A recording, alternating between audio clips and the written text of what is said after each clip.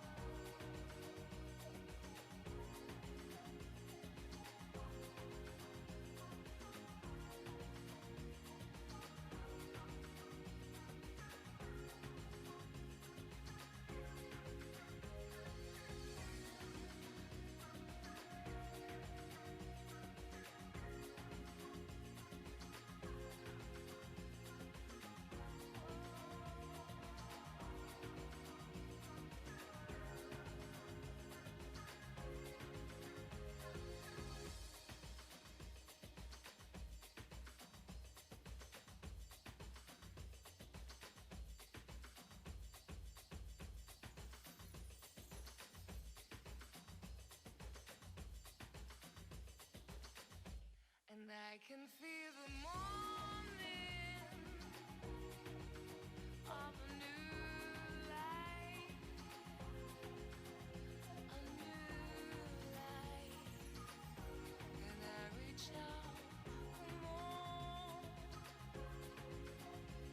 I can feel the morning of a new life.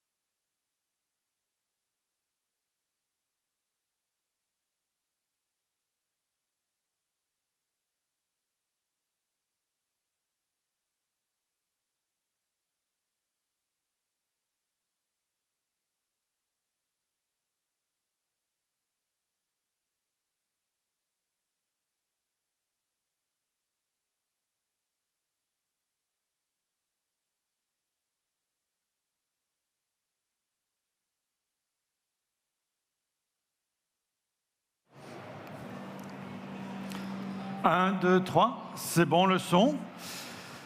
Bien, bonjour mesdames et messieurs. C'est un grand plaisir pour moi de pouvoir de nouveau présenter. Hello, ladies and gentlemen. It's a great pleasure for me to present the International Report on Snow and Mountain Tourism with people actually in the room. In recent years, we had to present the report online, and so I think we're all very happy to be back here for a live event.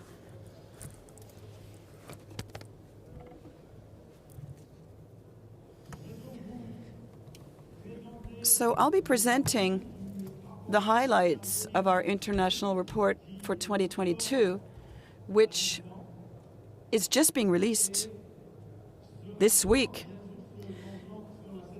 Of course, we focus on the 2021 season. We're always one season late because we have to wait for all of the data to come in from all of the resorts in the countries. Today I'll give you an update on the key figures, and I will show you some highlights for the 2021 season. Then we'll look at what's new in the 2022 issue. With COVID, we had some time to work on some aspects further, and you'll see that. Then we'll take a look at the future, the outlook for the future, and we will have some time for some questions. I went back to the usual figures in the report. In terms of the supply, this is a very full slide, I agree with you, but my goal was not to talk throughout the presentation about these main figures. I think most of you know these figures already. I just wanted to show you what has changed in these different figures. So let's look at the figures that haven't changed. No, I will jump over the figures that haven't changed, and we'll talk more about the figures that have changed. So typically, we're talking about countries where outdoor skiing is a sport. Most of those countries don't have new figures, but one thing that will change is that new resort in Saudi Arabia. Now, the number of lifts is slightly lower. It's true, if you look at these supply side figures, we don't have an annual report in every country like the one that we have in France, the CNRTG report that gives us the number of lifts every year. So for some countries, it's updated only from time to time. So we shouldn't interpret the figures that I'm giving you by comparing necessarily with the previous year by saying there's a real variation over 1 year. You should take it as an update of the figures. We have just a few lifts less, and that's a normal trend because in the large mature markets we tend to replace our old installations that don't perform well with larger sized installations that can carry more people, more skiers. And so when you look at the mature markets, the capacity, or what we call installed capacity, and I have to compete here with the loudspeakers, I'm sorry. Thank you. You can see that in countries such as France, Switzerland, Austria, the US, we have a trend to have less lifts in terms of numbers, but installed capacity that is increasing every year. We have an increasing transport capacity every year, but less lifts. If you look at the number of resorts or ski areas here in English, ski areas is a very generic term. If you just have one field with a rope tow, you can be considered as a ski resort. So the number of ski areas are growing, in particular in China. But the number of ski areas that I refer to as large, that have at least 5 lifts, 5 or more lifts, is slightly decreasing. I had to work on the figures for some ski areas that had disappeared in some countries. But we see above all In the Alpine countries, again, mergers of small resorts that are becoming larger. So it's not necessarily a disappearance of certain resorts, especially in the Alpine countries. It's usually a combination or merger. We still have 52 resorts in the world that have more than 1 million skier visits.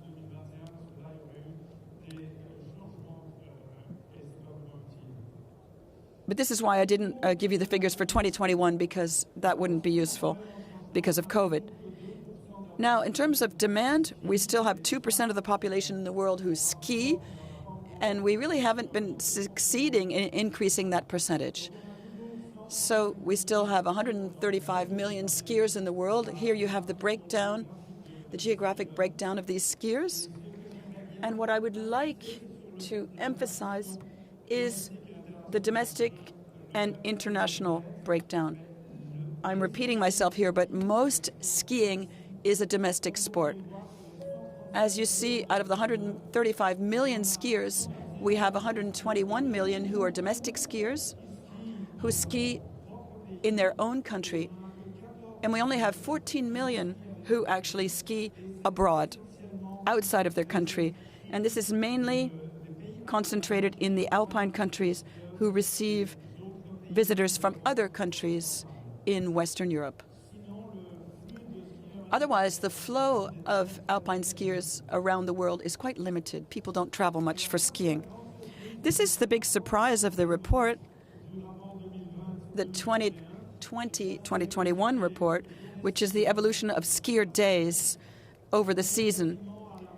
We're at about half of the number of skier visits that we usually have. We already lost 15 to 18% the previous season because of the closing, anticipated closing of the ski resorts because of COVID.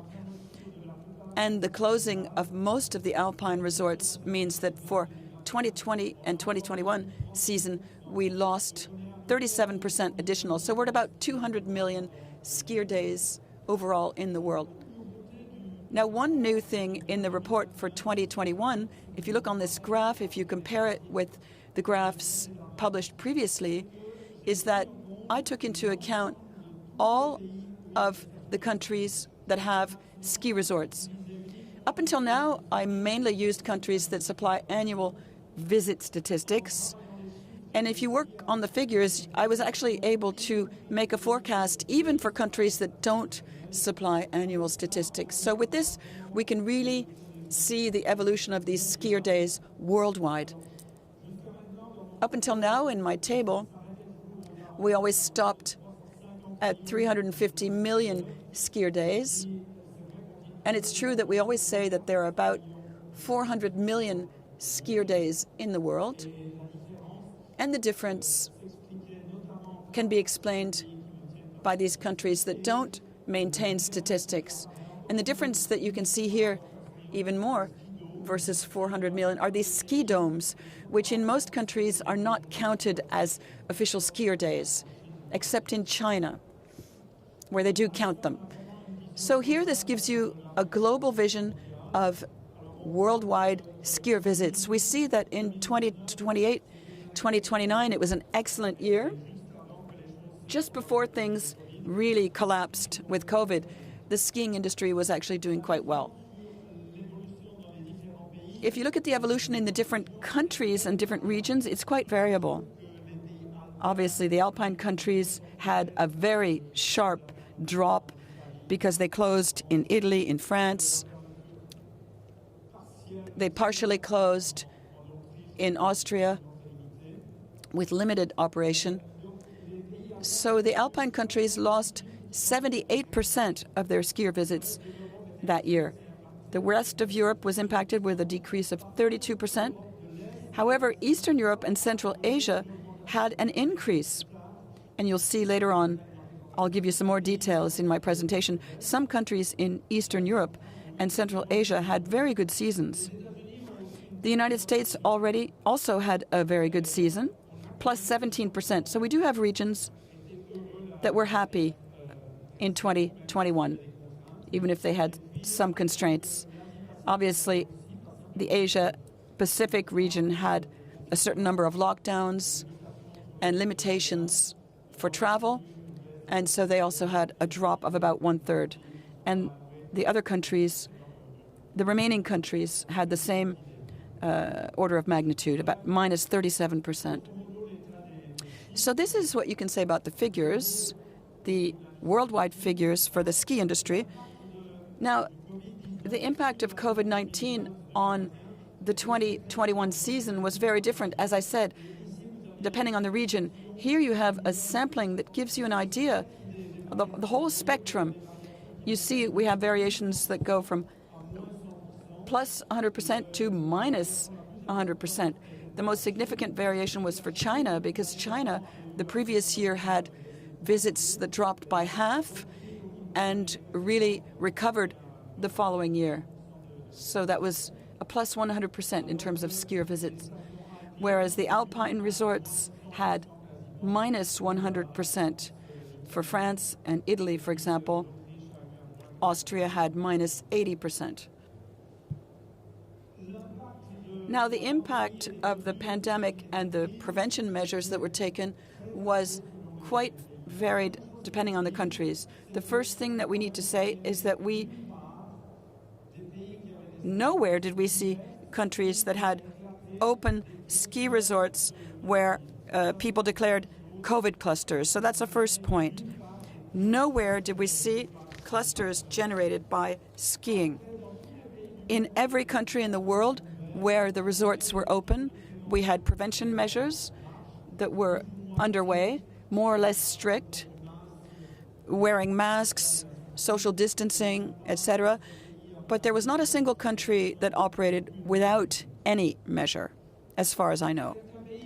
Some countries had business as usual, or near, as we say in English. With these prevention measures, they operated pretty much normally, and they had seasons that were not poor at all, such as the US or some countries in Eastern Europe. Other countries, despite the fact that they were operating normally, had shortened seasons, either at the beginning, the end, or in the middle because of the different lockdowns.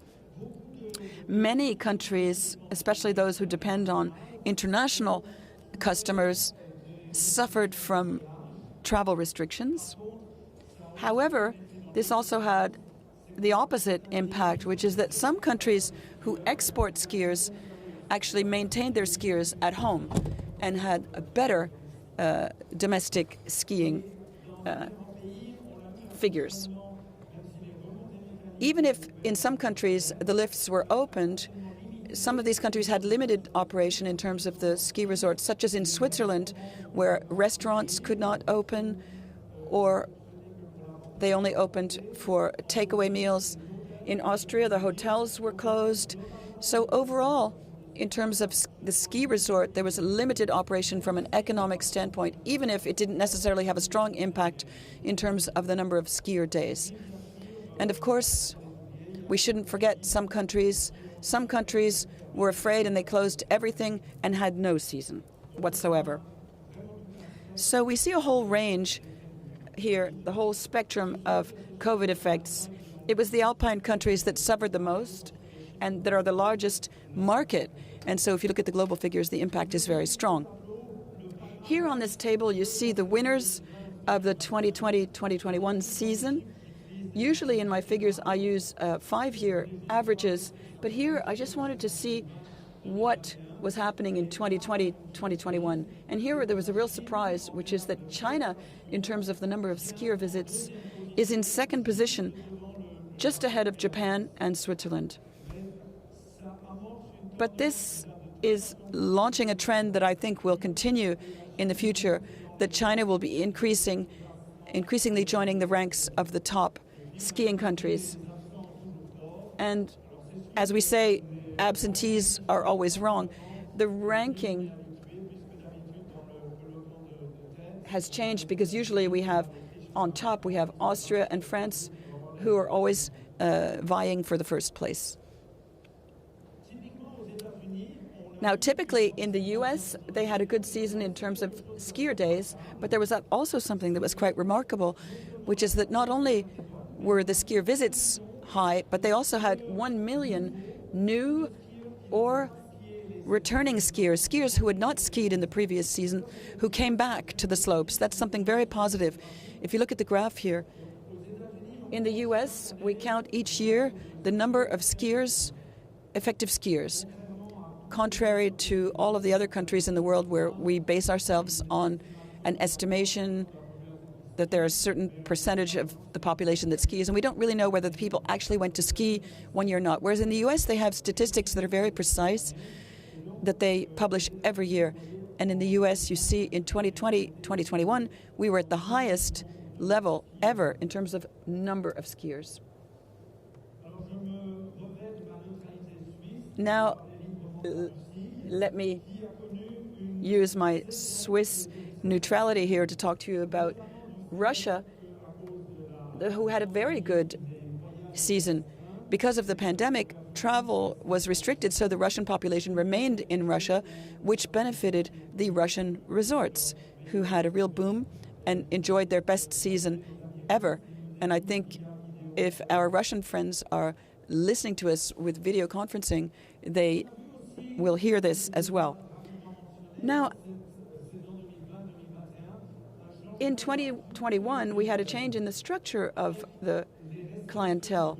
With travel restrictions, here you see the graph for Switzerland, which illustrates this very well, where in 2020, 2021, we had domestic visits that were higher than what we ever had before in Switzerland in the last 5 or 10 years at least. So there was a drop in the number of foreign guests, which was not completely compensated for by the increase in the domestic skiers, but this allowed Switzerland to remain at a level that corresponded to the previous season, which was shortened in mid-March due to the appearance of COVID in 2020.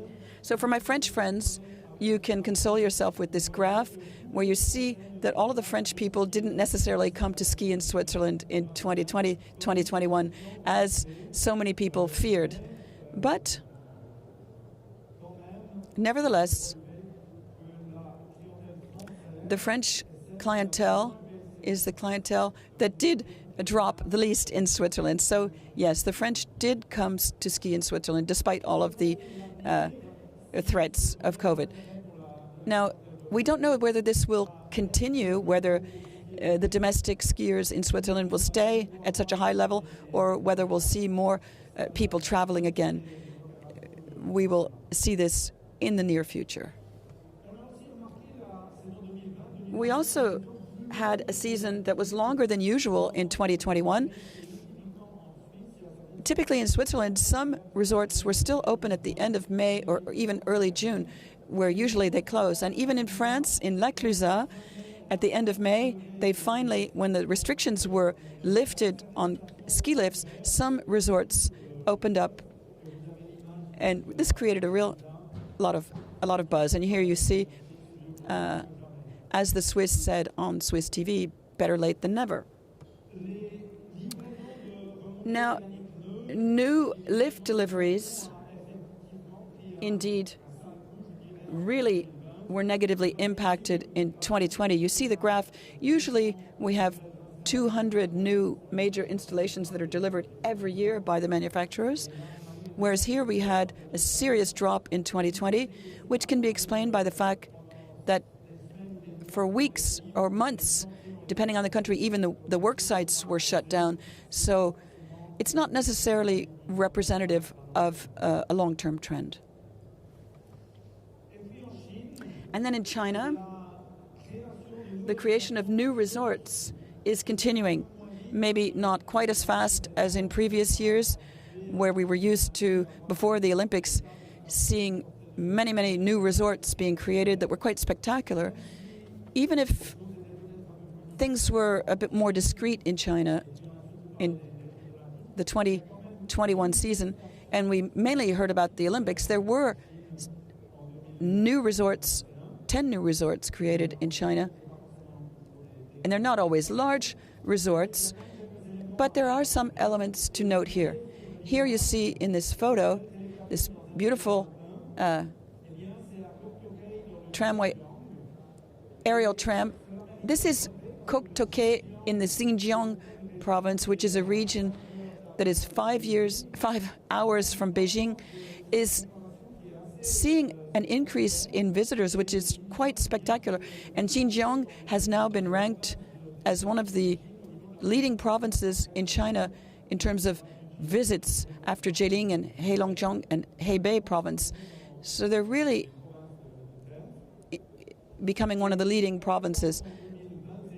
And in 2021, in Xinjiang, we had 4 of these aerial trams that were installed.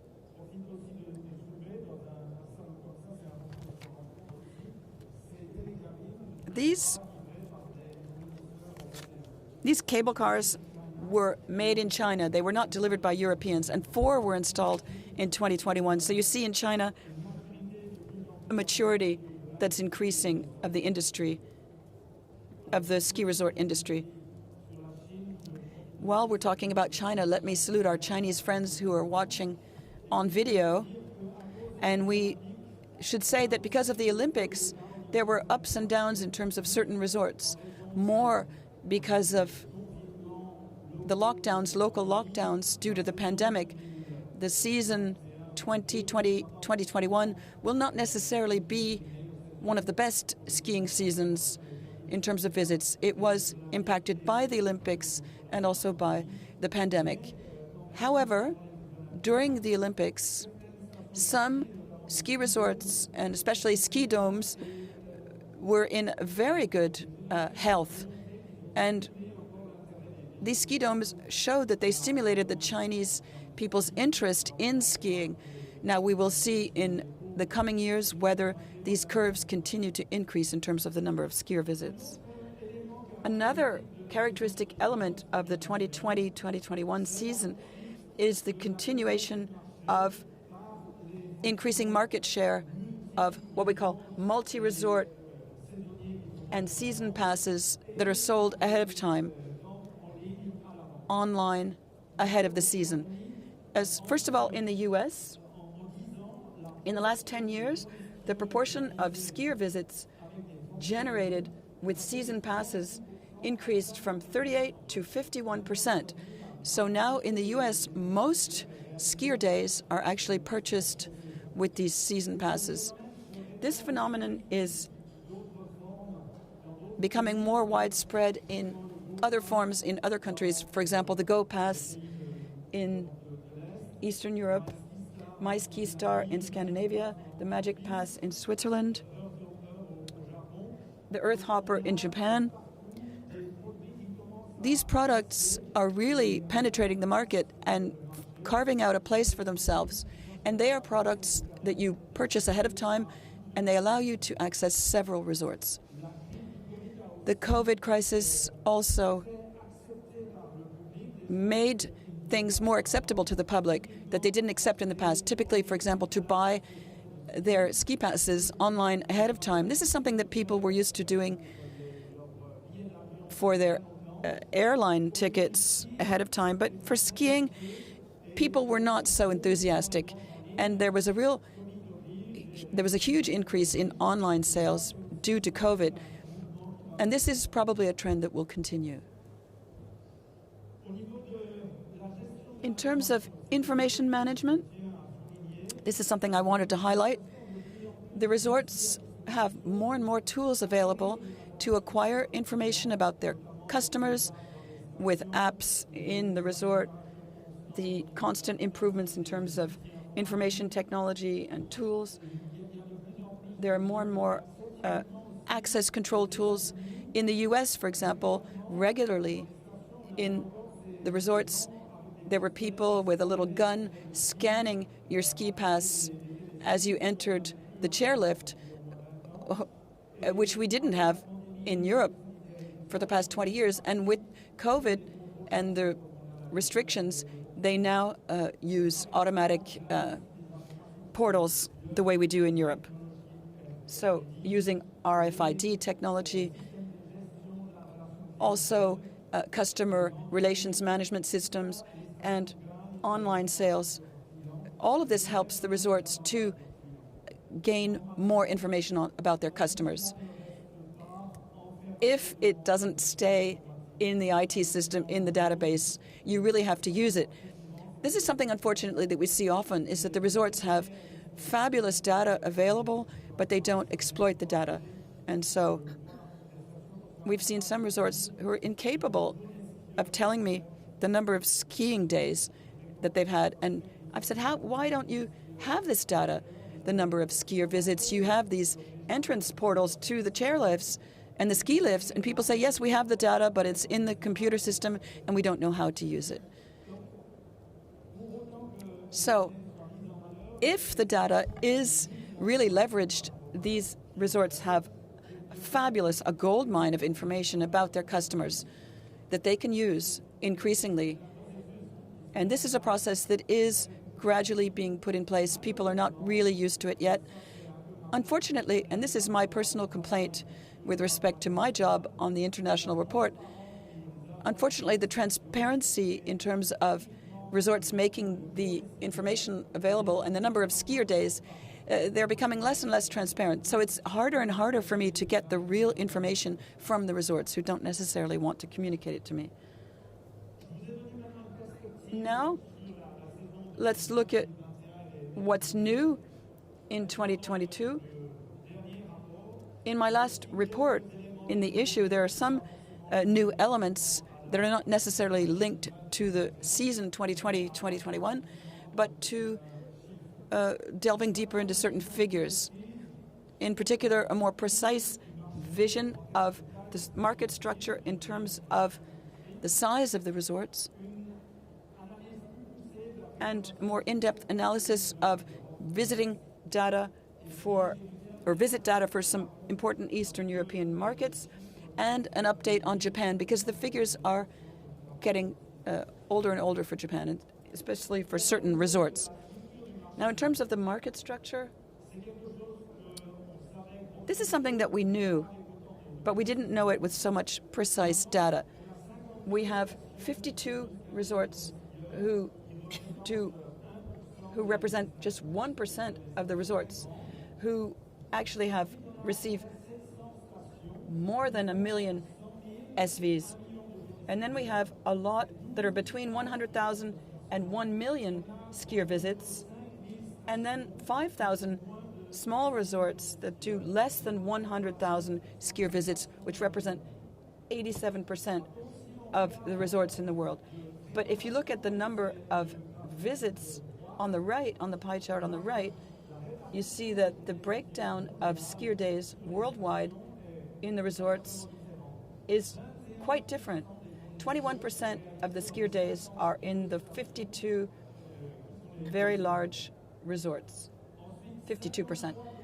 And then 53% of the skier days take place in the 700 resorts that are between 100,000 and 1 million skier visits, and only 26% of those skier days take place in the other 5,000 resorts, which are the small and medium resorts, which represent 26%. So that's a more precise vision of the market structure. I said for certain Eastern European countries where we don't automatically get information concerning the number of skier days from local associations, by studying the figures, I did manage to extrapolate the data to understand visits over the last few years. Here are the figures for Poland. Poland, 264 ski areas, and to show you the dynamism on the market, they've installed 105 new major lifts since 2000. Many Eastern European countries are long-term players in the ski industry, and they're renewing themselves. In Poland, in the last few years, we've seen growth, but 2020, 2021, unfortunately, the resorts were closed during the most active time in the season, so this had a disastrous impact on visits. But in previous years, we can see that there was steady growth, and the question is, will this growth continue? The same question can be asked of Romania. In 2020, 2021 was their best season ever because the Romanian skiers couldn't go abroad, so they skied more at home in their domestic resorts. It's a very dynamic market, less than Poland, but there were 38 new major lifts that have been installed since 2000. And so the old resorts are upgrading. Will this trend continue? That is a question.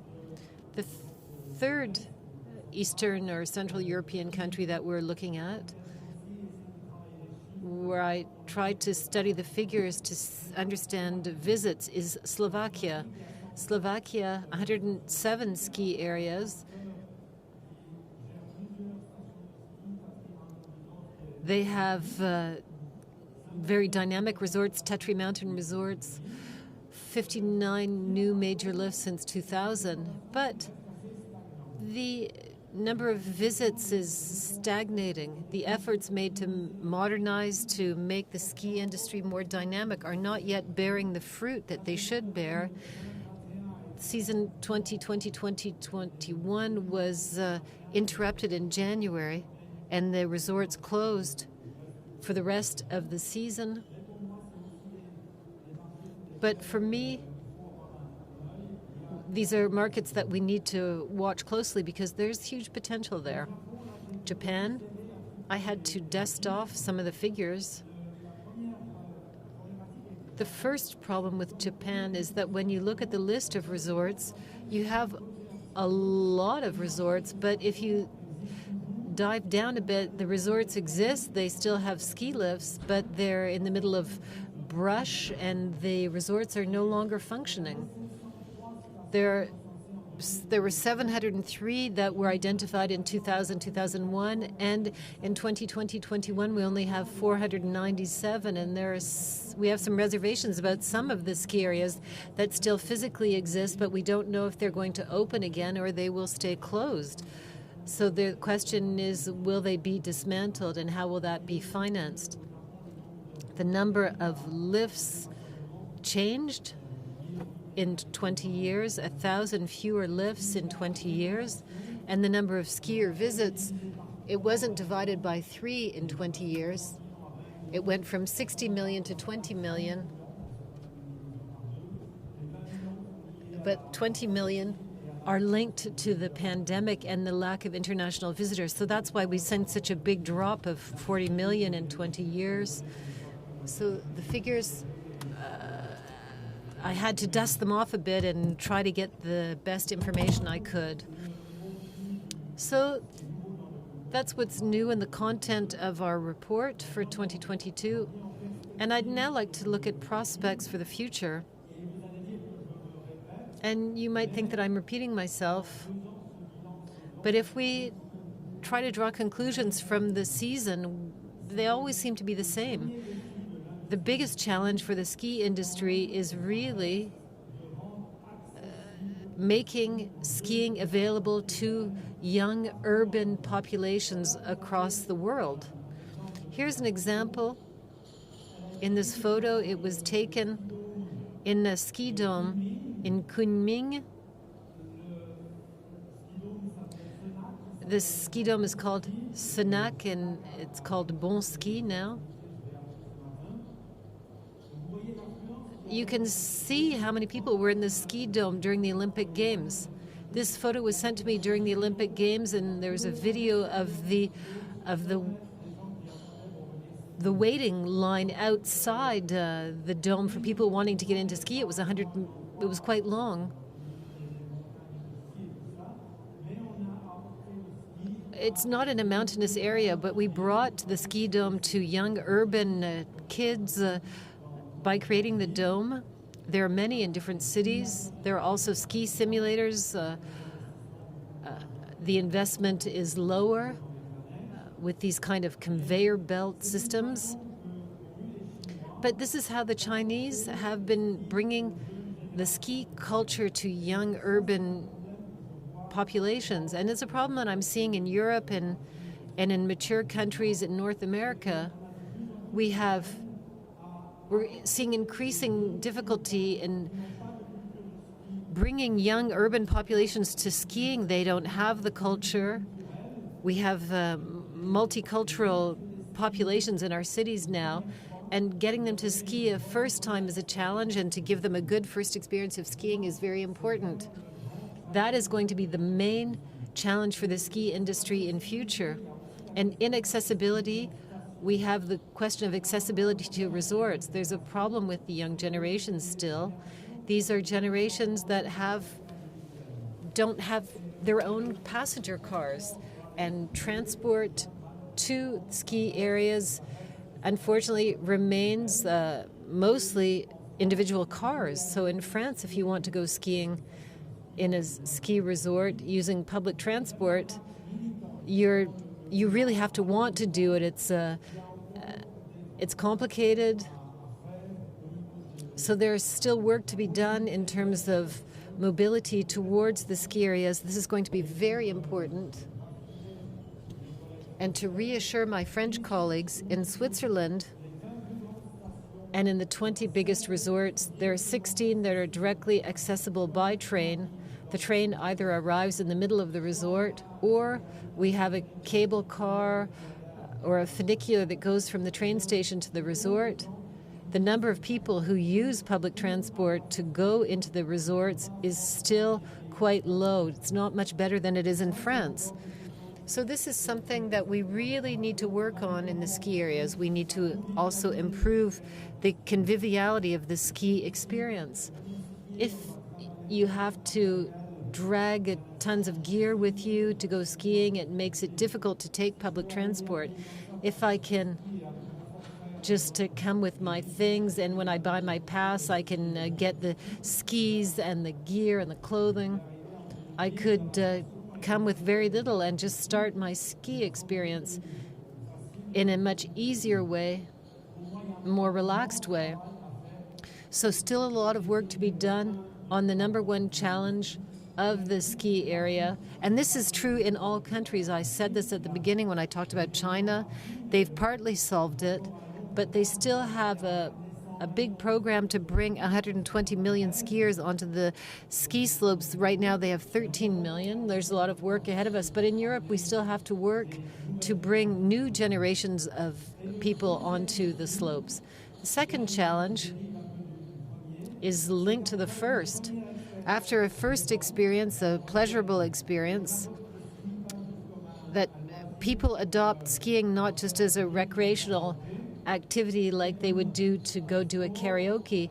We want to turn this into a real sport, a physical activity that's good for one's health, where we spend time and we also invest. People always say skiing's expensive, but each time a new iPhone comes out, it costs €1,000 and people will buy it. So it's all a question of decisions, of arbitration rather than resources. People give their money to things that excite them the most, and so we have to make skiing more exciting to attract younger people so that they accept to spend their money on skiing as a priority. We have to get young urban generations to adopt skiing, to get them to become confirmed skiers and skiers who are faithful to the ski areas. It's not enough just to give them a first experience. We have to make them loyal customers. I know I'm repeating myself with regard to the conclusions of previous years, but skiing isn't a market that changes overnight. Even if the pandemic caused 2 very complicated years, there are still real basic trends in terms of demographics that we need to work on with more energy. There's still a lot of work to be done at that level. So that's my overview of season 2020-21 in the new report. The report is not currently available online to the public. It's limited to people who have contributed to the report by participating in the crowdfunding. It's a lot of work, and I'd like to thank all those who have supported me in this project. But you can have access. You can order it online as a hard copy. I have one here. and you can use the QR code. The report is available as paper copies to the public right now. Everyone who contributed to the report will receive an access code to have access to the new online version. So I'm finished with my presentation. I'd like to thank you for your attention. And we still have 20 minutes if someone would like to ask questions. Is there a microphone for the people in the hall?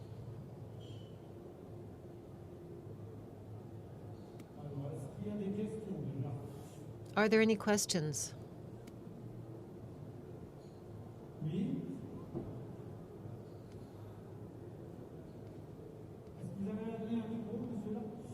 Is there a microphone, please?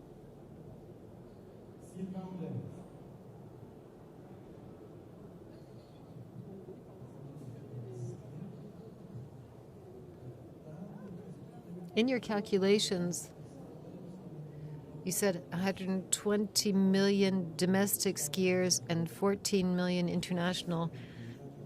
What do you do with people like me who ski in several countries? What category am I in? It's a bit of a trick question. They're counted as international skiers. As soon as you ski in another country, you're counted in that category. We don't double count them.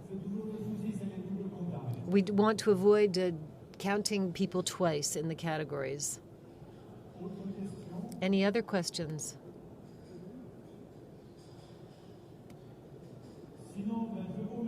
Well, one question in the front.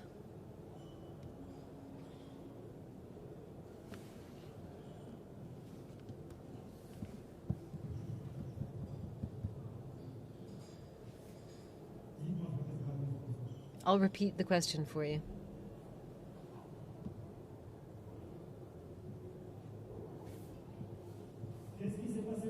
What happened to Japan to see such a decrease in visits? I didn't tell you the whole story because we think that at the peak of skiing in Japan in the 1990s, we had high visits, higher than in other countries of the world. Almost 100 million skier days in a good season. At that time, the ski areas in Japan were based on the real estate model, where we're building apartments, selling them. The developers would try to make their project as interesting as possible, but the real estate market completely crashed in the 90s in Japan, and it never really came back to previous levels. And what's more, ski areas had been so successful at the time that people were disgusted with skiing because there were huge queues all the time at the lifts. And typically in Japan, the old lifts, two-seater chairlifts. Someone said to me, I went to Japan, and it seems like they're using used equipment. No, it's vintage equipment, I said. It dates back to the 1980s, and it was never updated, and it's a real problem for skiing in Japan. They really need to reinvest in their installations. They're all reaching end of life. So after the disinterest of the developers in the ski areas, skiing was really losing speed. There were a series of problems that added up. The aging of the population, some skiers who gave up skiing because they were getting older. Japan was never really interested in bringing in foreign skiers. They were using just their domestic client base. And foreign skiers who came to Japan, these piste maps were in Japan, the restaurant menus were in Japanese, so you couldn't read them, so you had to really understand Japanese to be able to ski in Japan. It was only later that they realized that if we had menus in English and Korean, we could bring in international customers. And since then, the Japanese market has evolved. We've seen more international skiers. There are Australians who go ski in Japan, 100,000 Australians each year in a non-COVID year who will go skiing in Japan. However, Japan has also become the #1 market for Chinese skiers, with the legendary powder skiing at Hokkaido. But it's never really offset the decrease in the number of domestic skiers who are now less interested in skiing. So that's really a problem for the resorts. And so the second challenge for skiers, as I said, is to make young people loyal skiers and not just a one-off here and there. We need to get them to be coming regularly. So the Japanese ski market went from 100 million ski days to 30 million. Any other questions?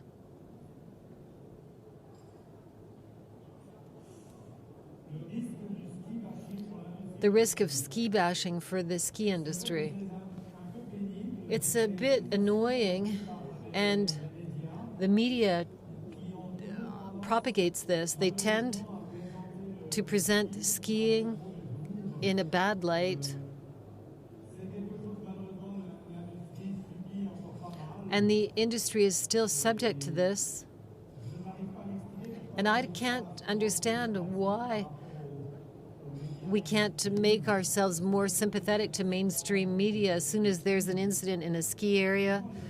Typically, the Swiss ski areas that were open in 2020, 2021 had fingers pointed at them as though it were abnormal. I had to write an article saying it's not abnormal to keep the resorts open. It's the French who are abnormal to have closed the resorts, because in the world of the 68 countries in the world with ski resorts, there are only 3 countries that completely closed them. Unfortunately, we always tend to look at skiing in a negative light, and this comes from the fact that there is a cultural attraction to skiing from the young people. So let's make urban skiing available to young urban people so that they can learn what skiing is about. Maybe we can improve the appeal of skiing to the general population. Even in big markets,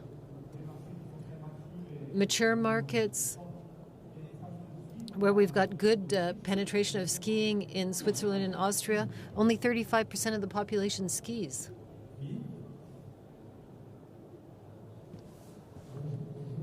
Hello? I have 2 questions. Do you have any trends for the recent season this year? Are we going to reach the number of visits that we had pre-pandemic? And secondly, before the pandemic, we saw a small growth in skier days. Do you think that we'll be able to go back in a few years to real growth in the number of skier days? The season that's ending right now was a very good season in some countries. I always worry about giving results before they're finalized. I want to have all the results before I consolidate them. But what I'm hearing in Spain, for instance, there are many resorts that had record visit numbers. In France, people are very satisfied. Switzerland also. I see the head of a Swiss ski lift company who's nodding his head. The feedback on the season is quite good so far, but I'm waiting to get the overall results, because some countries like China, I don't think we'll get good figures from China because the disturbances that they had around the Olympic Games and the pandemic. So before I give the global results, I'm going to wait. For the US, not bad. I don't have the figures yet.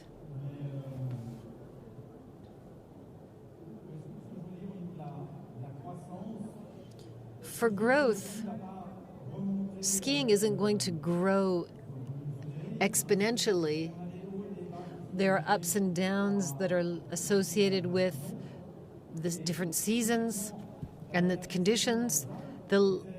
This season in the Alps, we didn't see a lot of snowfall. We had long periods without snow, but we had really good weather, and that was very good to attract people and bring in more visitors.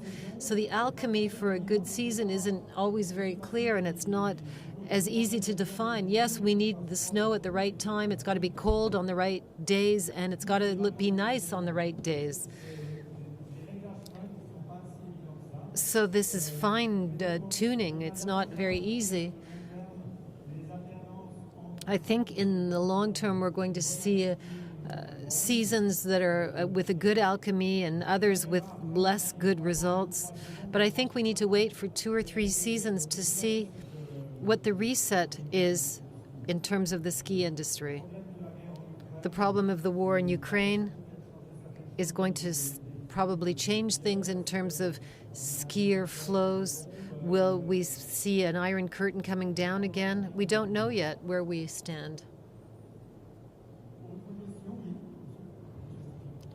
Mathieu Estranger for the Dauphiné Libéré. With the sale of ski passes, are the ski resorts still managing the sale of passes, or are there new actors, new companies who are going to capture the data and take over that role? For now, ski resorts are still in complete control of the sale of their passes. In groups like the U.S., Vail Resorts and others, they have discounted season passes in Switzerland. The Magic Pass is due to an association of resorts, a co-op of resorts, and they're in control. Tetre Mountain Resorts, same thing in Scandinavian countries, it's Seastar. But for me, I think what you're trying to underscore deserves the attention of the ski industry. I think we need to be very careful because we don't yet have mature products for season passes, multi-resort, multi-country passes. And I think that there will be a risk that Uber or Airbnb type model will be introduced and capture part of the margin on the market.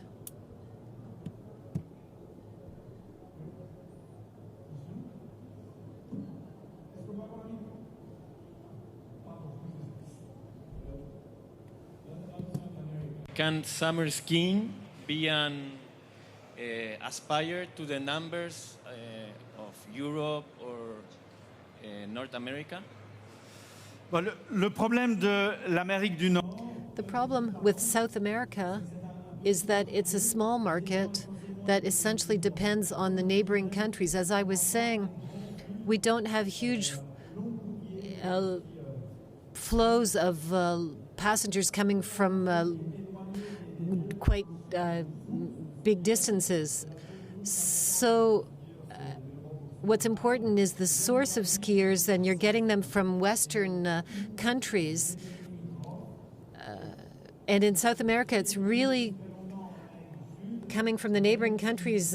People have been skiing for a long time in South America, but very few skiers with low market penetration. So you have to work on making skiing more popular. And you come back to the same question of bringing the young urban generations into the ski areas by working with them more closely and making the resorts more accessible.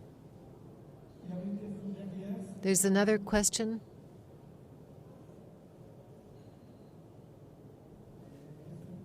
An integrated ski pass be an attraction for Europeans or North Americans to come to South America? je pense pas. Pour moi, c'est un argument marketing. I don't think so. I think that's a marketing argument. Now you have to look at the Epic Pass in Andermatt in Switzerland, see how that works. But I don't think that's going to be a big enough reason to attract new customers, new skiers. The ski pass is only a small part of the expense that the skier has. Can you explain the difference in behavior of skiers in the pre-COVID and post-COVID periods? It's difficult to say for now. There have been too many changes. I mentioned a few.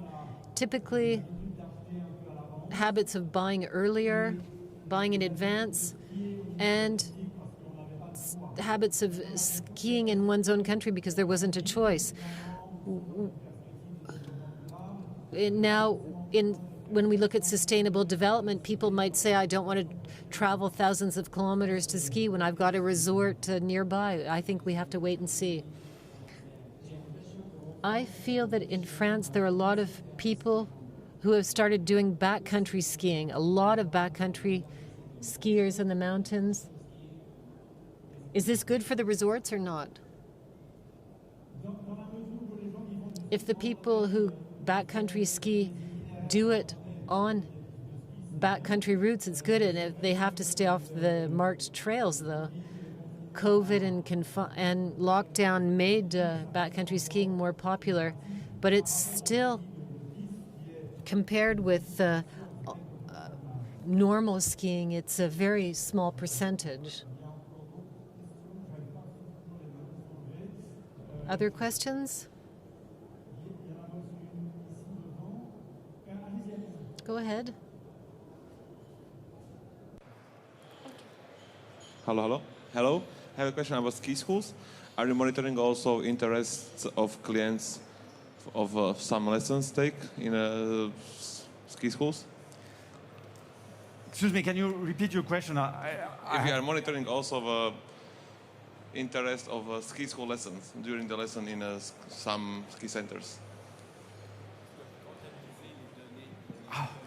Non. Non, alors, désolé, moi je me suis... Sorry, I focused on number of skier days in the ski areas, and it's quite complicated to collect all the data just for the skier visits. The number of days taught by ski schools, I'm not sure of. I know that there are statistics in some countries. I've been asked this question before, but I've never found a reliable global statistic. In Switzerland, we have statistics like this. In France, there are probably statistics. There might not be public. In Switzerland, they are public. I already have enough to do to try to collect my skier days, so I haven't studied anything else. I have a question about Vail Resort, who's the leader, who's bought Andermatt, the resort. In most of the areas, they bought several ski areas at the same time and created regional passes. Do you think that they're going to revolutionize the ski business in Europe with integrated resorts? Do you think that they are going to change the industry or provide something new? How do you see the evolution in Europe? Personally, those who know that Vail has been looking at Europe for a long time now, after taking whatever they could take up in the U.S. It was a bit of a surprise when they announced that they were at Andermatt, but it was not that big a surprise because we knew they were studying Europe. Will they find what they're looking for in Europe is the question. For me, Andermatt is an opportunity that came up. The resort needed 150 million to continue its investment plan, and the lifts, and Vail was prepared to pay that to get a foot in Europe. I'm not even sure it fits their business model. Not right now, in any case. In the U.S., the passes are 3 times the price that they are in Europe. The other costs are identical, except what they pay for the forest department in the U.S. for using the ski areas at an exorbitant price for us in Europe. The margins that we have for skiing in the U.S. is much higher than we have. So for EBITDA, we can't fill their requirements for now. I don't see how much latitude they have to change the business model of Andermatt to make it fit with theirs. So it's interesting to see what's going to go on, but we're going to wait and see. We'll see how things go. C'est sûr que si... one thing is certain is if you look at their stake that they're purchasing in resorts in Europe, it's pretty rare that someone brings in 150 million to the table the way the Americans did in this particular operation. I think it was a win-win operation for Andermatt and for Vail Resorts. It was their entrance ticket to enter Europe and Andermatt to complete its investment plan. But we will have to see what happens in the future. There was maybe the medias were a bit scornful. They said, Et les médias ont traduit ça, on veut faire de Andermatt and in French they said they wanted it to be the first, the leading resort in the Alps. And people said to me, no, that's obvious. They just said a prime resort. They didn't say the first. Obviously, La Plagne, Ski Albergue have 2 million skier days, and Andermatt is 500,000. So you won't be going from 500,000 to 2.5 million. But one thing is that's certain in their real estate program is that there's potential. It's one of the only places where they can still build additional buildings, and where the Swiss authorities want to let the developer, the Egyptian really develop a real resort. So yes, it's something that we need to keep our eye on. I don't think it'll be replicated easily, though, in Europe. We're reaching the end of our allotted time. I'm still available if you have any questions, one-to-one, and thank you very much for your attention.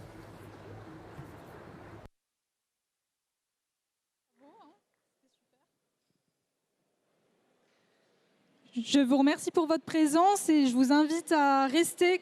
Thank you. I invite you to stay because we're now going to have 4 pitches from companies. We're going to start with the Formican Group on working at heights, and then we're going to have scaping, how to boost your webcam. Then we're going to have challenges and innovations for mountain cableway companies. And we will finish with the pitch from CEA, a new vision of the mountains thanks to augmented reality. These are innovative pitches on innovations, all of them linked to new technologies. Thank you very much.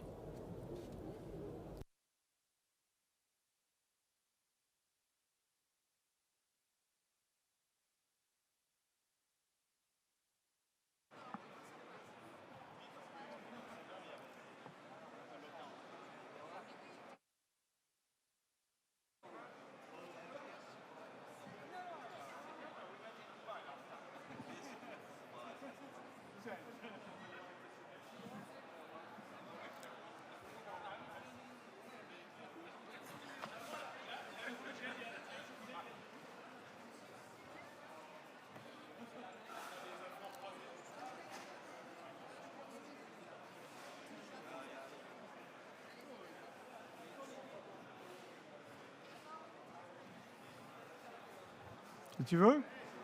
Allez.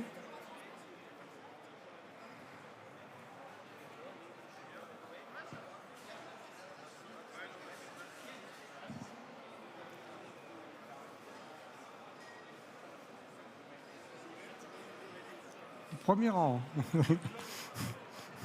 Si.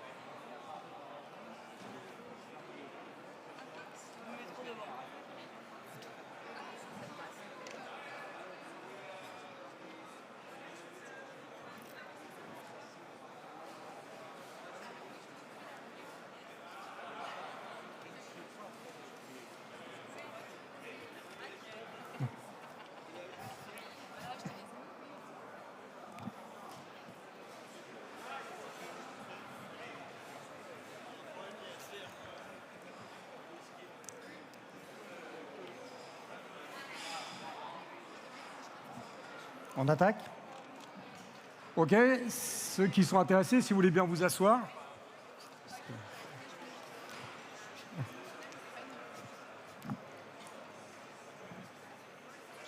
Allez, on démarre. Donc, je vais vous présenter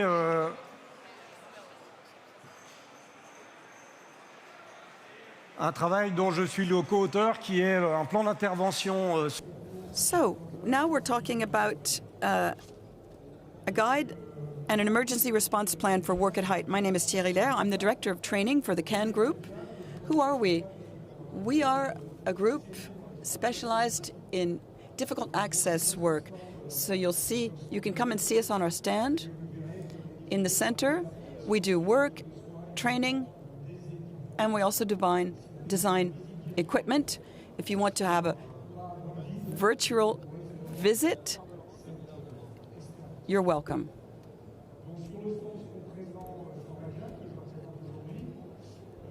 I represent Formacan today.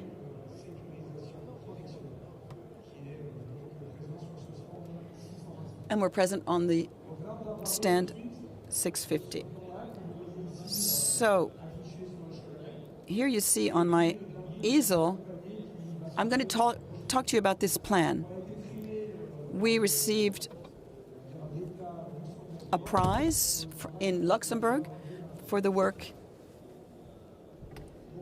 that I'm going to tell you more about. When you see these images, what do you say to yourself? You say, well, this guy is crazy.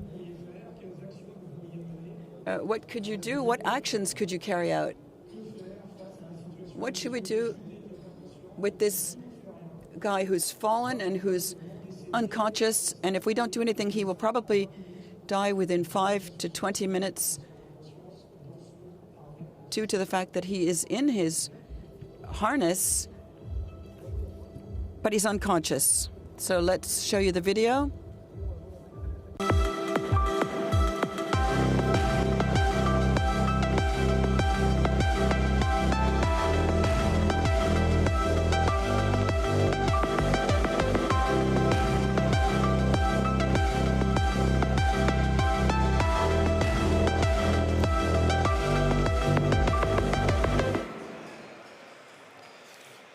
Alors voilà. So that was just to introduce the fact that you can do things. Obviously, there's a twofold response. As you saw in the video, we asked ourselves the question to say, well, a company has two responsibilities when they're doing work at heights. They have to ensure the safety and protection of the personnel that they will be putting in this situation, and also be capable to organize all of the resources that they will need to rescue the person if there is an accidental fall from the system, even if they have individual protective, personal protective equipment. So our plan here has two main promises. The first is to be able to design operating modes using this material, and then also to train and certify employees so that they are able to rescue their colleagues if the colleague falls. So in terms of those two promises, we have a plan and a guide that we will be bringing out very soon. The objective is to formally express and illustrate the operating modes that will allow people to rescue their colleague and make the right technical choices, because you can have different types of equipment to carry out this operation. And of course, it's a way to communicate, visually communicate with the stakeholders. So it's a good way to be able to visually express things. In terms of the training itself, today we have what we call an SST, which is a construction site first aid worker plan for first aid workers who follow this basic training. That's our reference space. It allows us then to use this plan that I have here. There's a magnetic tool, so you can use the background and move around your magnetic elements. And this is a way to validate the trainees' skills. After an exercise, the trainee should be able to explain what they did in an organized way. So as we always say, in terms of first aid, you have to do the first step. And we're going to see how our first aid response plan meets those demands. In the P stands for protect. what you see here on the image, which corresponds to the left-hand side of our plan, our first aid response plan. And then you have the A, which stands for alert, alerting the rescue services. So the top part of the plan is intended to allow you to trigger an alert in proper conditions and at the right time. And the S stands for secourir, which means rescue in French.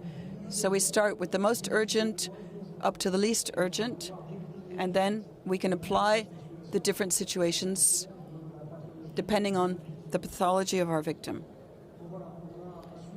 So we have these materials that are based on what exists to allow our trainees to understand easily, and it's a way to adapt to a very specific way of working, which is working at heights. So this plan and the guide that accompany it will be available next summer, this coming summer. As for tools, it's all very well to bring them out, but the users need to be trained in the use of these tools. So we will be able to train people as of September 2022.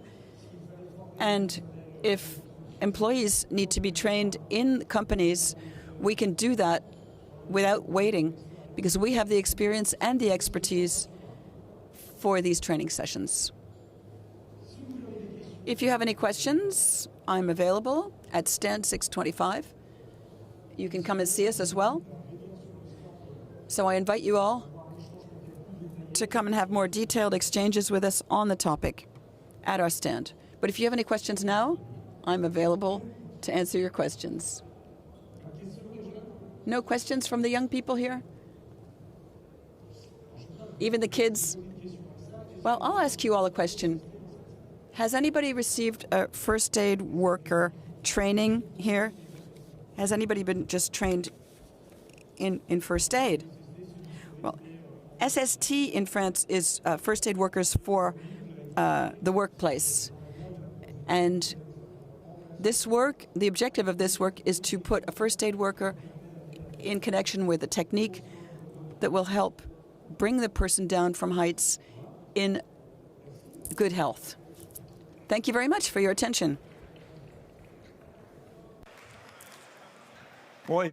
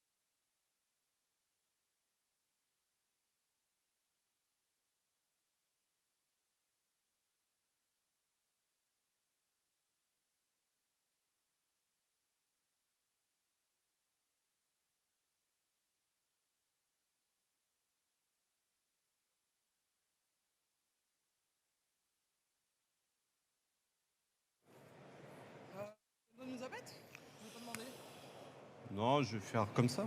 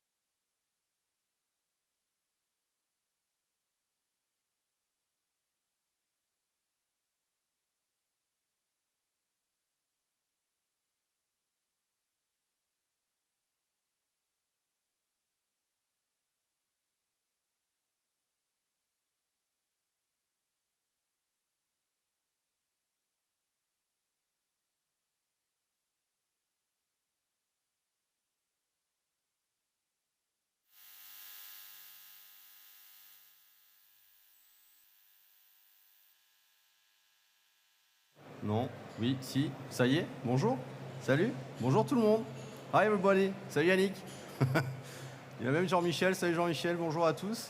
Val Thorens, tout ça. Ouf. Je suis très content d'être là. Hello, everybody. I'm very happy to be here this morning at Mountain Planet. We're going to be talking about webcams. My name is Jean-Pierre Courrier. I've been working with webcams for 16 years in France, Switzerland, Norway, Canada, etc. All over the place. But what is a webcam? Does everybody know? Sometimes people think they know what a webcam is, but when we talk to our customers, we have a lot of surprises. Of course, you have a webcam on your PC, on your telephone as well, but there's also what we call tourism webcams. That's what we're talking about here. So in 1993, let's go back in history, the first webcam was used to see whether there was coffee in the coffee pot. It was created for that purpose. Let's speed up history. And then you had, this is, for example, a webcam of Grenoble taken from the Bastille Hill. Typical webcam. Here's La Baule, a beach resort, and La Mongie in the mountains. That's pretty frequent. That's pretty recent. Now let's tell you a bit more about scaping. Scaping means, it comes from landscape. So scaping means I'm going from one landscape to another.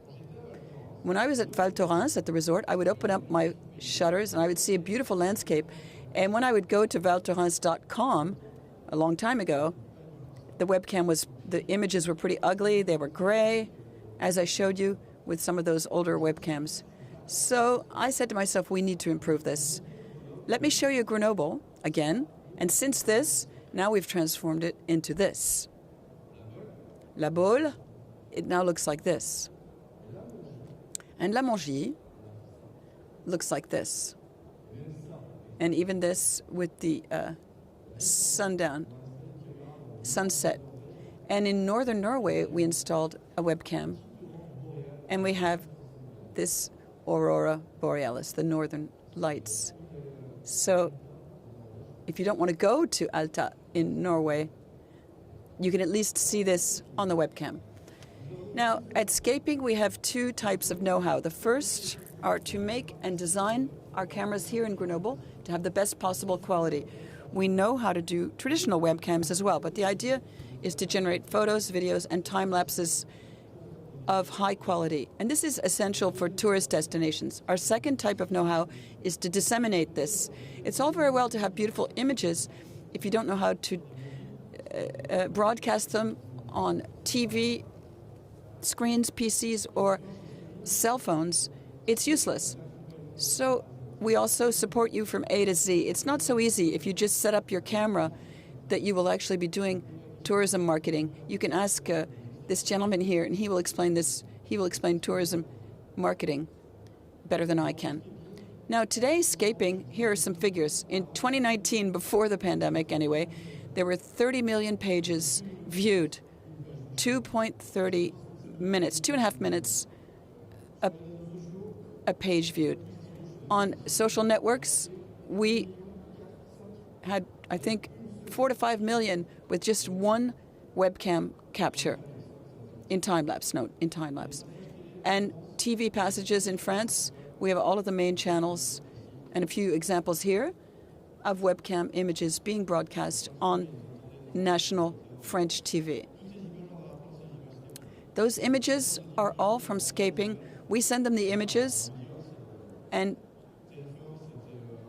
TF1 was 5 million people watching the news, 5 million on France 2. So that's a lot of people who watch our images.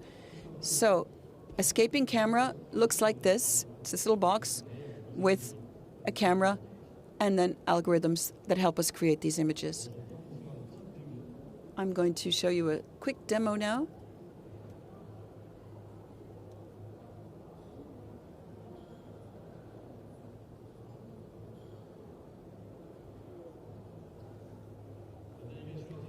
The international delegation, you went to visit Alpe d'Huez. This is 3,060, and that was yesterday. No, it wasn't Saturday. Saturday looked horrible. That was yesterday. This camera is positioned on the ridge on top, and the objective is to show that we're above 3,000 meters and show the conditions. We're just near the trails that you saw. This camera has a name, a title, and links to convert because people want to sell ski passes. So the idea is to really, you can go to full screen, you can share it with other people, this image. You can also click and choose your favorites.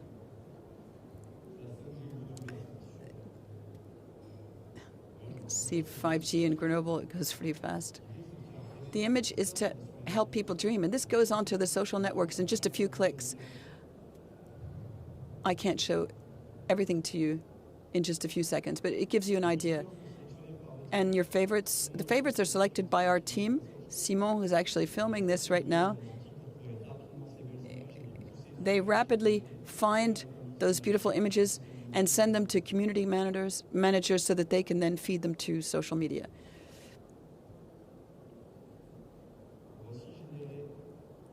Or to the TV channels. We also have an image bank. This camera takes an image every 10 minutes. The weather wasn't so great there. Let's go back to March. There we go. 24, 7 days a week, this camera generates new media every 10 minutes. So obviously, you'll always find beautiful images if it's taking new ones every 10 minutes. And even at night, you can see the snow grooming equipment and the stars. And you saw the northern lights earlier in Norway. You can also compare images.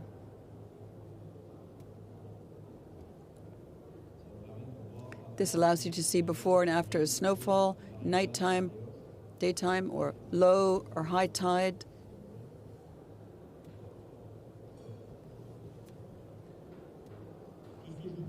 Everything that I'm showing you here is accessible to the public.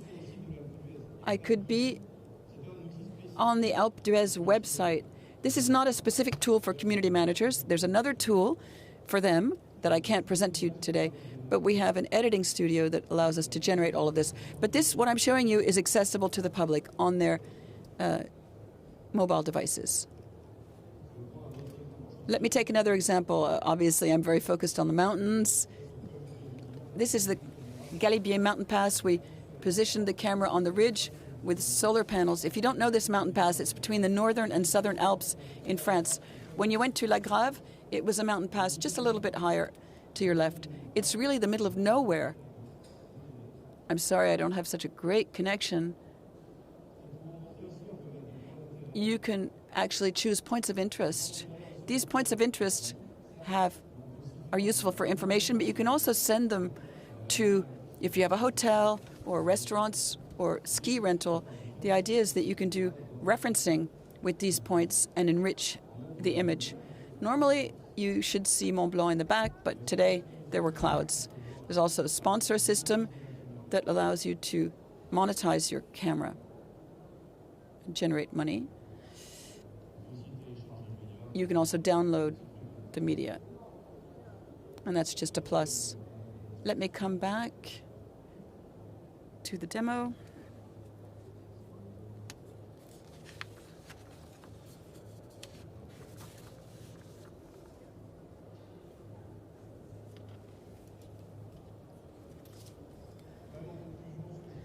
So to conclude, the theme was boost your webcams. You all have webcams in your ski resorts, all of you.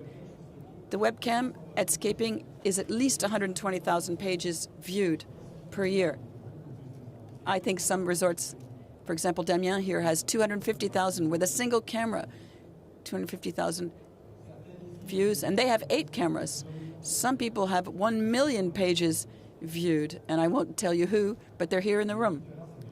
So as I said, it's usually people stay on average 2.5 minutes, and you have time within 2.5 minutes to convey your messages. We have excellent feedback from users. I used to have little social network messages that I could show you, but in Les Sept Lots, another resort, we had 15 emails from people who were so happy, who said, oh, finally we can actually see something with a webcam. So I hope I've convinced you to switch to scaping and to trust us with this innovation and quality that we can offer you. We're at stand 924. You have a question? Yes, we have a mic here.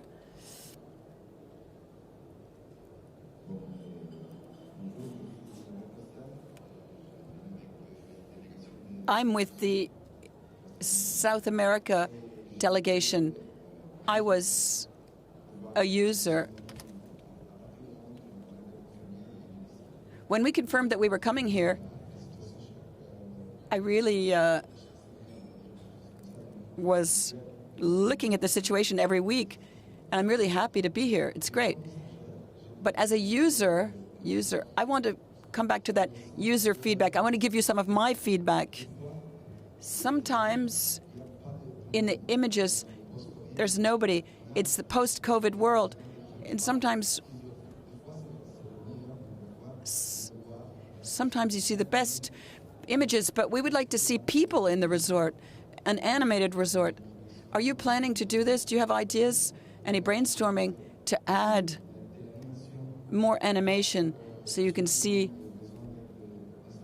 for people who want to know, how much snow is there on each trail and what is the weather, or maybe some more animation for children that can give people an additional desire to go to that resort and to click. That was my question, and thank you very much, because I was a very happy user before I arrived in Grenoble. I was already using your webcams, and thank you very much. Well, thank you. For animation with webcams, you mean when people are there, when people are present, when people are in the ski resort? Well, I'm dreaming of having more real-time information to see, for example, the thickness of the snow or the depth of the snow, or if my daughter's coming, maybe some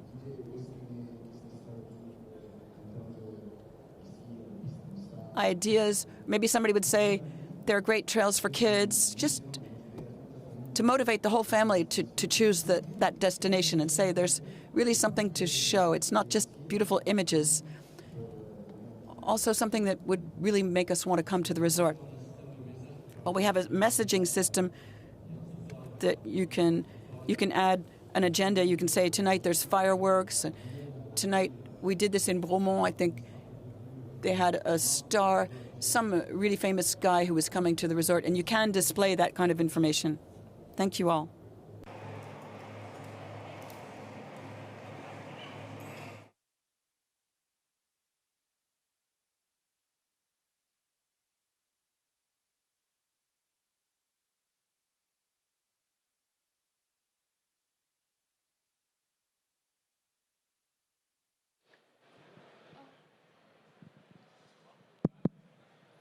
J'ai une question.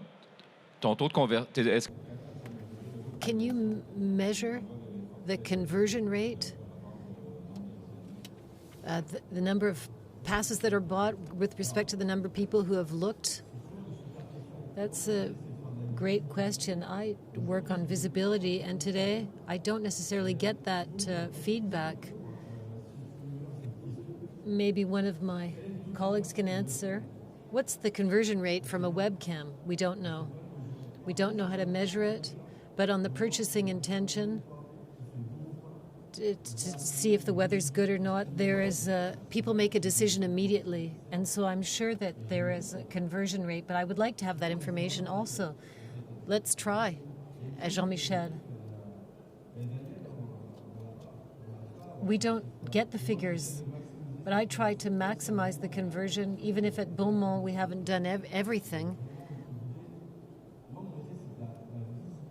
I give visibility. I want people to come and to look, and we have customer service, and I would like to be able to say that 1% of the people who come buy a pass, and the proof would be there. And how come in France we have thousands of cameras, in Val Thorens there are probably about 10. It's customer service. It's we're in the middle of that strategy for communication and marketing.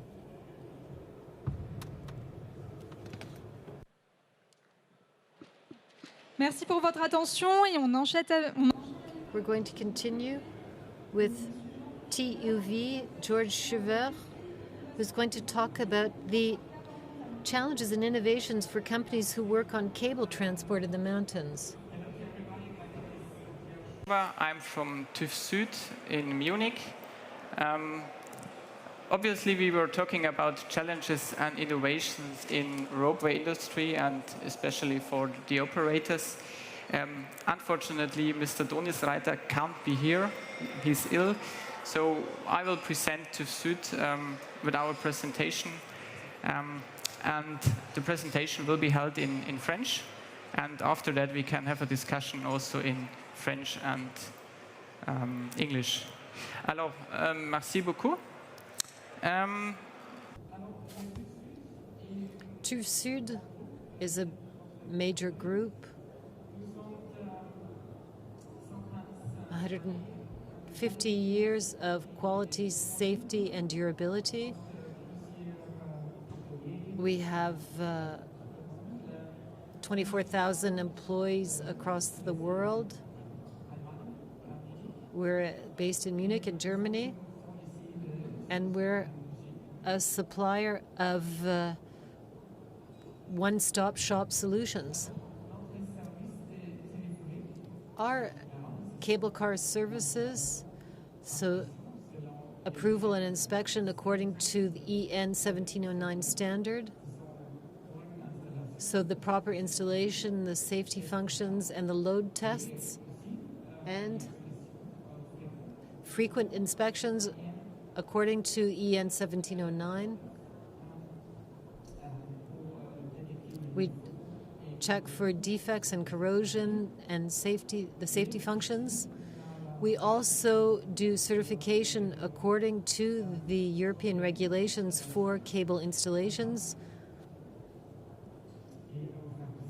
We also draft the assessment reports according with EN 12929 with due diligence and legal reports.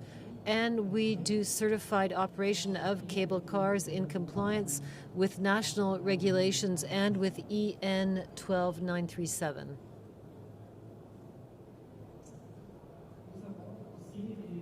We also provide other services such as inspection services. We do cable testing, MRTs, in compliance with EN 12927.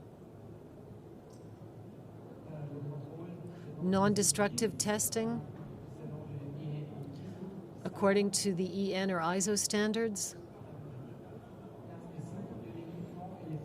Inspection of the electrical equipment according to national and international standards.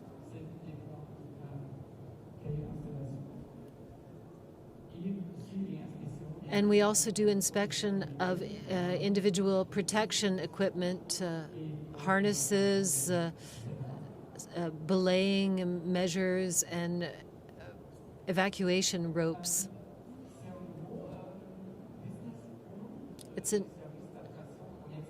new business for us, the attraction areas, so attraction parks, the adventure pathways in compliance with EN 15567, or the Tyrolean cables.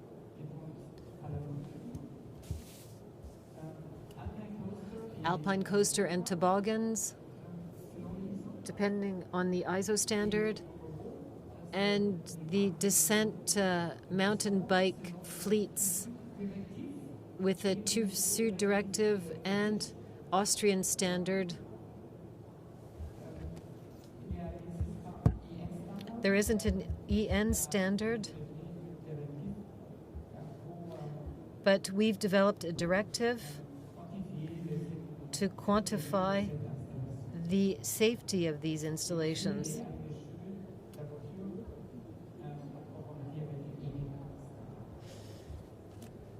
So we have the zip lines, our accreditations and recognition. They're control and inspection organizations. We're notified body according to European regulations for cable installation. And we're also a test center, certification center with EN standards for amusement parks. Our references. Here's an example in Bolivia at La Paz, Linea Plateada. We did a homologation test according to CEN standard for Doppelmayr, where we tested 36 stations and more than 40 kilometers of the cableway. This was a 5-year project. And the most recent project in Mexico City, the cable bus, with the certification of the urban cableway system. 3 lines, 8 stations, 56 pylons, and 348 cabins. We certify innovations also, such as the Oro from Doppelmayr. It's the Kume ropeway in Zermatt. We did these safety analyses and certifications. Another innovation from Leitner, ConX.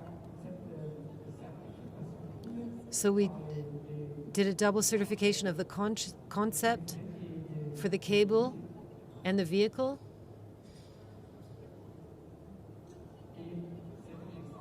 And here's another reference in France, the Pic de Bure cable car, where we do the legal reports, safety consulting, and the recommissioning.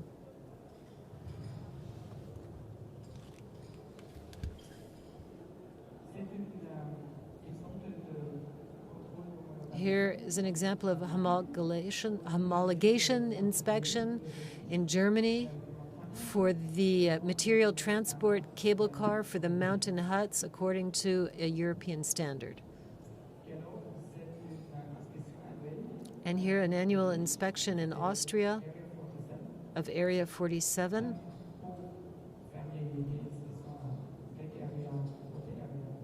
For the wake area, water area, climbing area, and the play areas.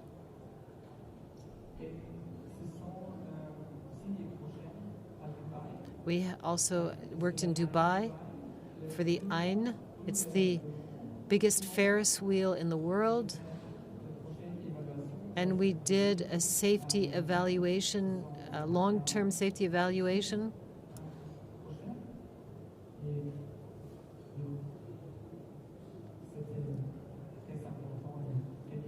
It was a very important and difficult to manage project.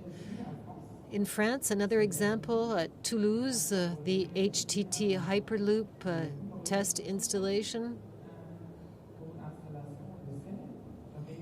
So we did the safety meeting and the analyses for this facility. Thank you for your attention. Of TÜV Süd, and so we can, if you have further questions, we can have now a discussion or talk about it, or you visit us at our booth here at the Mountain Planet, and thank you very much.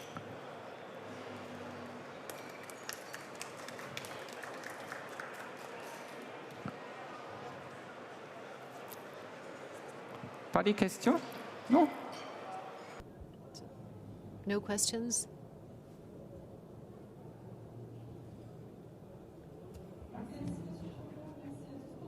Thank you, Mr. Schubert. Thank you, everyone, for your attention. So you can find TÜV Süd on their booth download the Mountain Planet app to find all the information. We'll continue now with the active look pitch with augmented reality thanks to connected glasses.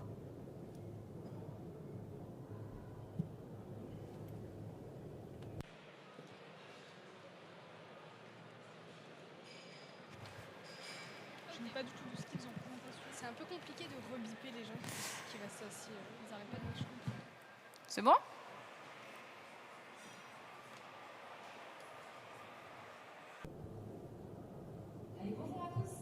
Hello, everyone. My name is Marjolaine, and I work for MicroLED. At MicroLED, we create micro screens that are supposed to be close to the eye. The micro screens are the size of a thumb, or a thumbnail rather, and they're integrated into the lenses of cameras and other visual devices. So I'm going to focus on the screen behind me that we call Yellowstone.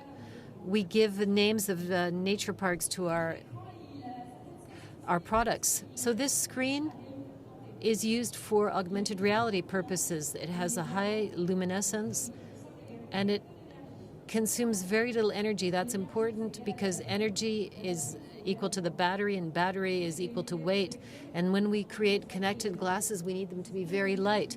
And this is what we wanted to do at MicroLED. We created a small module that you can see here that's integrated into connected glasses.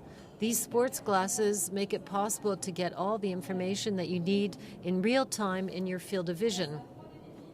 There are 3 benefits. I don't know if there are any athletes in the room. Yes, we're at Mountain Planet, so there are athletes here. So first benefit is a safety benefit. If you're cycling, you don't have to look at your watch or your counter, the odometer. You can stay focused on your activity. The second advantage is for performance. If you're training, doing a specific training, and you need to check your speed or your heart rate, you have the information that's immediately in your field of vision. Lastly, for comfort, there are some sports where you can't look at your watch or for instance, if you're cross-country skiing, you can't be looking at this information, so you can have it directly in your field of vision. So we created this small module, and we had to then create the environment that went around it. So we created an application called Active Look, and we started working with connected watch manufacturers and bike odometers. And now we're working with Sunto in a partnership, and we'll be announcing other new partnerships. The glasses are compatible with Bluetooth, so if you have a heartbeat sensor or a power sensor on your bicycle, this will be compatible with the glasses. We also started working with apps like Open Runner, so it could be visualized in your glasses, and we're developing other partnerships. This small module is available and compatible with 3 types of glasses: EVAD 1 from Jules Beau, Engo 1 of our own brand Engo, and from Cosmo Connected, which is called Cosmo Vision. It's not so much of a sports model, it's more intended for navigation in an urban environment. So you have the useful information. You can select the information that interests you directly in your field of vision. So it's non-intrusive. You can see your entire environment, and the glasses are very light and comfortable. So here are some examples of sports in the mountains. Mountain biking, you can look at your power, the RPMs. If you're cross-country skiing, you can monitor your heart rate, the altitude when you're paragliding, distance when you're hiking or doing trail running. And to illustrate this, I'm going to show you a video where you'll be able to see exactly what people see in the glasses. Ok, lunettes. Bike, okay. Glasses, okay. Application, okay. Visual, okay. So go, always look ahead at the landscapes, the figures, my heart rate, my speed, my timing, my watch, my telephone. I can see everything. My vision is focused on the future in front of me. I'm always looking ahead. I don't fall because of a lack of attention. Don't have to look behind. I look in front and I see the world differently.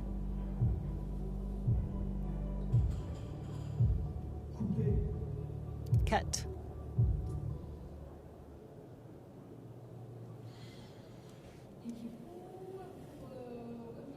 So to conclude, I just wanted to talk about the future. I showed you in the previous slides the models that currently exist, and these are the ones that will be coming out very soon. It's less glasses than a full eye protection. This weekend, I weighed my normal sunglasses, Ray-Ban, 34 grams, and on this model with the AI, we're at 36 grams. So with just 2 grams, we've got all this intelligence in the glasses now. So in the future, we won't just get information from the watch displayed in the glasses, but we can also get coaching information, and this could apply to other fields. I talked about sports, but could also work in industry, in medicine, that could be used in many applications. So if you're in an industrial company and you think it could be useful, if you develop apps and you would want a compatible app, or if you're an OEM and you're missing connected glasses in your range, or if you're just an athlete and you want to come and try the glasses, go and see us on the CEA stand booth, aisle 6, number 607, I think. So enjoy your day, and if you have any questions, don't hesitate. Ouais.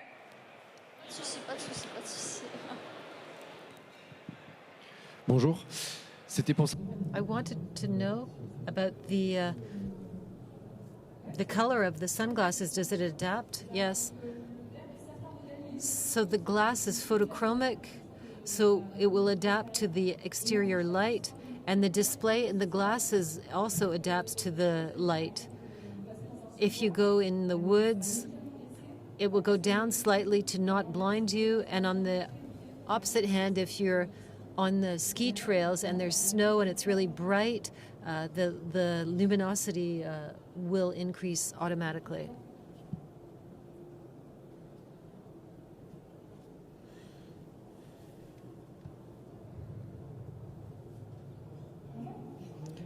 I wanted to know, can there be disturbances from wavelengths? They're Bluetooth? And the information comes from where? The mobile phone? The information can come from different areas. The mobile phone, your watch, your bike computer. That's how it works today. It can also be a simple sensor working with Bluetooth. So minimum in use of 4G, 3G, the telephone has to be connected to what?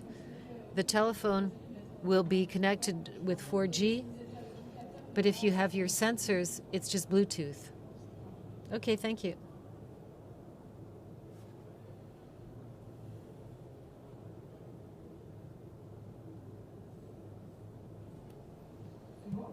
Okay, great. Thank you. Don't hesitate to come and see us.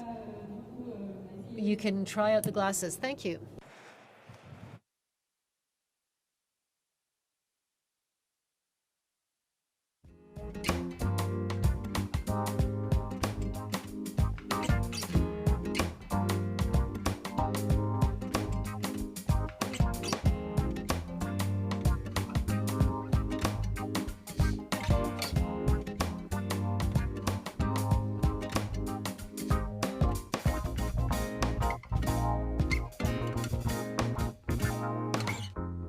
You believe that we could make it, so you always try to find